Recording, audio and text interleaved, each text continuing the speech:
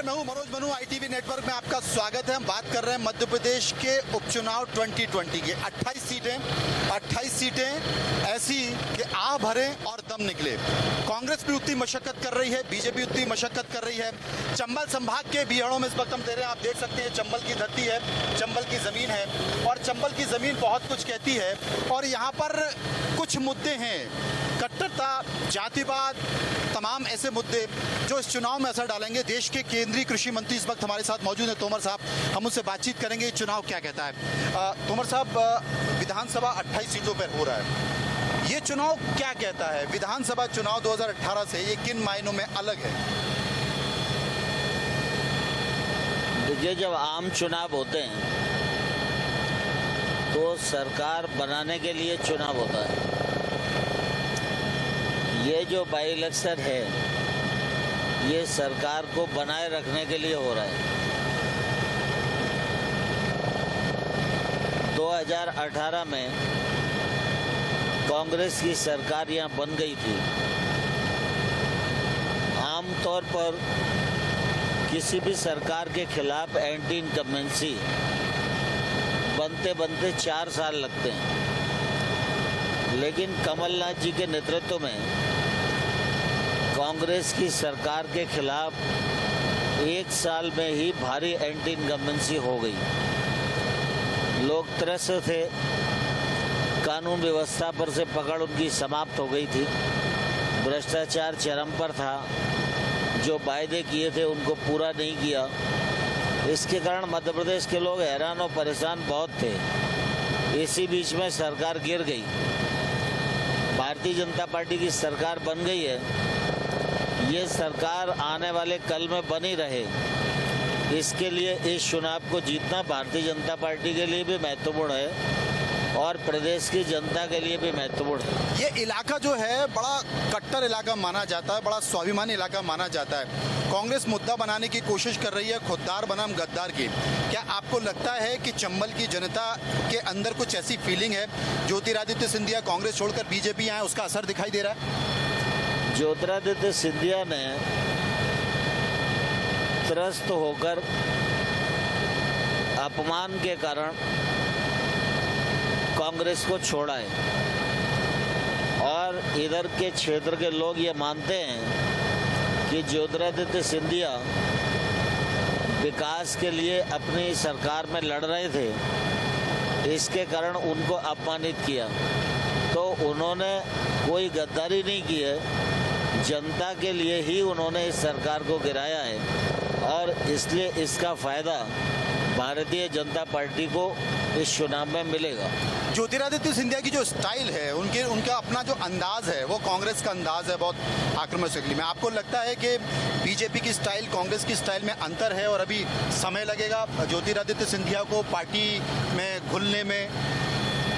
मैं समझता हूँ कि ज्योतिरादित्य सिंधिया एक अच्छे नेता हैं, युवा हैं और उन्होंने जो कदम उठाया वो जानबूझकर और सोच समझकर उठाया है।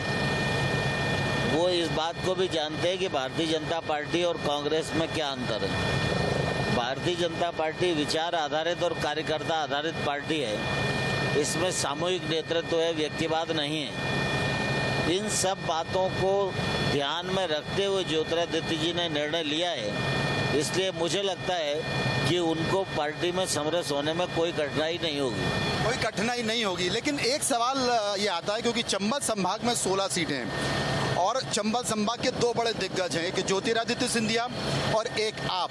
लोग कहते हैं, क्योंकि ये सवाल मैंने ज्योतिरादित्य सिंधिया से भी पूछा था, लोग कहते हैं कि ये 16 सीट का जो परिणाम होगा वो ज्योतिरादित्य सिंधिया और आपका भविष्य तय करेगा। कितना सही है? देखिए, दरअसल ज्योतिरादित्य जी भी इसी क्षेत्र के हैं, मैं भी इसी क्षेत्र का हूँ। ज्योतिरादित्य दिग्गज नेता हैं, लेकिन मैं दिग्गज नेता नहीं हूँ, मैं भारतीय जनता पार्टी का कार्यकर्ता हूँ और भारतीय जनता पार्टी के कार्यकर्ता के नाते मेरी जिम्मेवारी है कि भारतीय जनता पार्टी के प्रत्याशी को जिताने के लिए जी तोड़ मेहनत करूँ और वो परिश्रम मैं कर रहा हूँ और मुझे लगता है कि सबकी जो सामूहिक मेहनत है, परिश्रम है, सारे कार्यकर्ता जो प्राणपण से जुटे हुए हैं, उसके परिणाम स्वरूप भारतीय जनता पार्टी विजय हासिल करेगी। अभी सुनने में आ रहा है कि कुछ और नए नवेले लोग कांग्रेस के विधायक आने वाले हैं बीजेपी में, तो ये सिलसिला भी थमेगा नहीं क्या? कांग्रेस की स्थिति केंद्र में भी और राज्य में भी अप्रासंगिक होती जा रही है। लोग अपने को असुरक्षित महसूस कर रहे हैं, तो निश्चित रूप से भारतीय जनता पार्टी के लोगों से लोगों का संपर्क बना रहता है, क्योंकि लोग ये मानते हैं कि जनप्रतिनिधि रहते हुए अगर वो विकास नहीं कर पाए तो आने वाले कल में मुंह दिखाने के काबिल नहीं रहेंगे। इसलिए भारतीय जनता पार्टी के नज़दीक आने का एक सिलसिला चल रहा है। अब कब तक चलेगा ये तो भविष्य तय करेगा। कब तक चलेगा ये भविष्य तय करेगा। लेकिन सबसे बड़ा सवाल है कि आपने देखा होगा कि एक सी ग्रेड फिल्में होती हैं और सी ग्रेड फिल्मों की एक भाषा होती है, और ऐसे में आइटम, तेरा आइटम के मेरा आइटम, ये कौन सी भाषा शैली है? अभी कमलनाथ ने कहा कि इमरती देवी आइटम, इमरती देवी कह रही है कि उनकी माँ बहन आइटम। आपको नहीं लगता कि ये सी ग्रेड की फिल्मों की तरह भाषा शैली हो रही है? मैं समझता हूँ राजनीतिक जीवन लोकतंत्र में श्रेष्ठ जीवन होता है और इसमें मर्यादाओं का पालन होना चाहिए। मर्यादा किसी भी तरफ से टूटे उसे अच्छा नहीं कहा जा सकता, लेकिन कांग्रेस इस मर्यादा को तोड़ने का प्रयत्न कर रही है। इसका मूल कारण है कि कांग्रेस के पास चिंतन का अभाव है, विचार का अभाव है, कार्य पद्धति का अभाव है, नेतृत्व की प्रखरता का अभाव है। और उनकी सरकार केंद्र में 10 साल थी, 2003 से पहले राज्य में 10 साल थी, अभी 1.25 साल कमलनाथ जी के नेतृत्व में सरकार थी। तो इन सरकारों की कोई भी उपलब्धि उनके पास बताने के लिए नहीं है, और जब उपलब्धि नहीं है, दिमाग खाली है, खाली दिमाग तो शैतान का ही घर होता है, इसलिए 68 बातें उन लोगों के मुंह से निकल रही हैं। तो इमरती देवी भी कह रही है कमलनाथ की माँ बहन आइटम है। देखिए, इमरती देवी प्रत्याशी है, महिला है, और महिला के बारे में अगर अपमानजनक टिप्पणी कोई करेगा तो किसी भी महिला को बर्दाश्त होना थोड़ा कठिन ही होता है। कांग्रेस तो कहती है या तो हम सरकार बना रहे हैं, तमाम राजनीतिक पंडित भी कह रहे हैं कि मध्य प्रदेश मध्यावधि की तरफ बढ़ रहा है। सही है क्या? नहीं, मध्य प्रदेश में कोई मध्यावधि चुनाव नहीं होगा।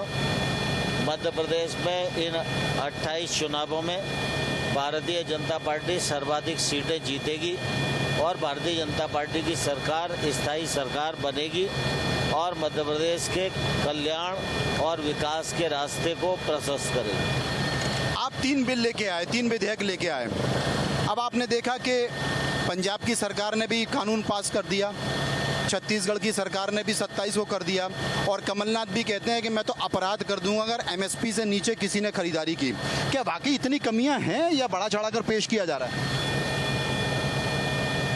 कृषि सुधार बिल नरेंद्र मोदी जी के नेतृत्व में लोकसभा में और राज्यसभा में पास हुए।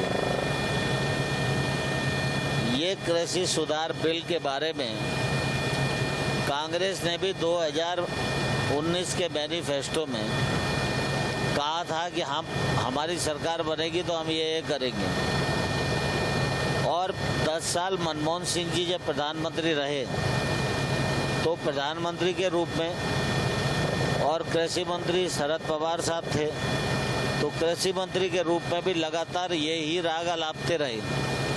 लेकिन कुछ दलालों के प्रभाव में और दबाव में वो ये साहस नहीं कर पाए। मोदी जी ने ये साहस करके दिखाया। ये कृषि सुधार बिल किसान के जीवन में क्रांतिकारी बदलाव लाने वाले हैं।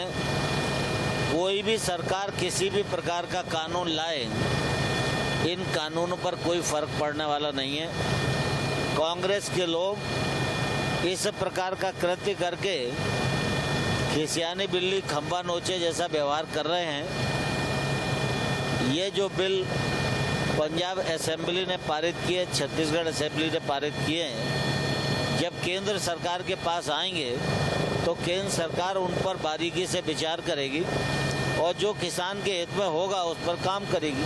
मतलब ये माना जाए कि अगर उन्होंने केंद्र के कानून के खिलाफ इस तरह की चीज़ें की हैं तो वो अवैध भी हो सकती हैं, उसका परीक्षण किया जाएगा और ज़रूरी नहीं कि उनको पास कर दिया जाए। देखिए, दरअसल क्या है कि किसी भी असेंबली को अपने अधिकार के अंतर्गत एक्ट बनाने का अधिकार है। कोई भी असेंबली को ऐसा लगता है कि केंद्र सरकार ने कोई एक्ट बनाया है और उस एक्ट में कोई संशोधन होना चाहिए, तो वो संशोधन को प्रस्तावित कर सकती है। लेकिन केंद्र सरकार के कानून की जो मंशा है, उस मंशा के विरुद्ध कानून नहीं बन सकता। तो उन्होंने कानून बनाया है, तो जब वो कानून आएगा तो उसके प्रावधान का अध्ययन करेंगे और उस पर जो किसान के हित में होगा उस दिशा में विचार किया जाएगा। तमाम किसान संगठनों से बात चल रही है आप लोगों की और सरकार की भी, और ये माना जा रहा है कि किसान संगठन कुछ परिवर्तन चाहते हैं, कुछ रिलीफ चाहते हैं। कोई उम्मीद है कि अगर वो अपनी बातें रखेंगे तो केंद्र कुछ विचार कर सकती है? देखिए, कोई भी किसान संगठन और कोई भी राज्य सरकार अगर एक्ट पर बात करना चाहती है तो हम एक्ट के सारे प्रावधान पर विचार चर्चा करने के लिए 24 घंटे तैयार हैं, हमारे दरवाजे खुले हुए हैं। लेकिन एक्ट से अलग, जैसे लोकसभा और राज्यसभा की बहस देखो आप, तो लोकसभा में 4 घंटा बहस हुई, राज्यसभा में 4 घंटा बहस हुई। किसी कांग्रेस के नेता ने एक्ट के किसी प्रावधान पर नहीं बोला। जो एक्ट में है नहीं उसको बोलकर गुमराह करने का प्रयास कर रहे हैं, जिसमें वो सफल नहीं होंगे। आप क्या मानते हैं कि जिस तरीके से मध्य में तमाम तरह का तूफानी दौरा चल रहा है, भारतीय जनता पार्टी के तमाम नेता कार्यकर्ता इस उसमें लगे हुए हैं, लेकिन ऐसी परिस्थितियों में चंबल संभाग की जो 16 सीटें हैं, उन 16 सीटों में से आपको लगता है कि बड़ी सीटों की सफलता मिल पाएगी? ग्वालियर चंबल संभाग में 16 सीटों पर चुनाव हो रहा है। यहाँ पर भारतीय जनता पार्टी के सभी नेता और सभी कार्यकर्ता पूरी ताकत के साथ काम में लगे हुए हैं और जनता का रुझान भारतीय जनता पार्टी की ओर देख रहा है। इसलिए मुझे लगता है कि हम सभी सीटें विजय प्राप्त करने में सफल हो सके। मैंने देखा कि बहुत सारे नाराज लोग थे जो रूठे हुए थे, जो अपना मुंह घुमा के घूम रहे थे, उनको शिवराज जी ने, आपने तमाम लोगों ने बैठाया, समझाया, कईयों को तो पगड़ी पहना दी है और उन सब लोगों ने पगड़ी संभाल कर रख ली है कि बस चुनाव खत्म होगा तो दूल्हा बनेंगे वो। तो कैसे समाहित कर पाएंगे, क्योंकि बहुत बड़ी भीड़ हो गई है, विधायकों की भी, कार्यकर्ताओं की भी, सब इंतजार में बैठे हैं मंत्रिमंडल में शपथ लेने के लिए, निगम मंडल में शामिल होने के लिए। कैसे हो पाएगा? बड़ा संकट है ये। स्वाभाविक रूप से जब परिवार बढ़ता है तो परिवार का विस्तार होना तो अच्छा ही संकेत है। लेकिन आपने पोस्टर भी देखा होगा परिवार में कि 2 से ज्यादा बच्चे अच्छे नहीं होते। यहाँ बहुत सारे बच्चे हो गए हैं। नहीं, भारतीय जनता पार्टी एक बृहद परिवार है, दुनिया की सबसे बड़ी पार्टी है। उसका और विस्तार हो, इसके लिए रात दिन हम लोग प्रयास करते रहते हैं और मुझे लगता है कि प्रबंधन करने में कोई कठिनाई आने वाली नहीं है। मतलब अगर कोई मैनेजमेंट गुरु अगर आपके पास आ गए तो हो सकता है आप तो राहुल गांधी और प्रियंका गांधी को भी बीजेपी में ले लोगे। परिवार बड़ा है, होने दीजिए, क्या फर्क पड़ता है? अभी ऐसी नौबत नहीं है, लेकिन भारतीय जनता पार्टी के विचार से अनुप्राणित होकर अगर कोई व्यक्ति ये कहे कि मैं भाजपा का सदस्य बनना चाहता हूँ तो मैं जरूर उसका स्वागत करूँगा। पूर्व मुख्यमंत्री कमलनाथ से मैंने पूछा था कि क्या वापस ले लोगे आप ज्योतिरादित्य सिंधिया को, तो उन्होंने कहा राहुल गांधी सोनिया गांधी फैसला कर लें, हमें कोई आपत्ति नहीं। तो ये खेल समझ में नहीं आ रहा।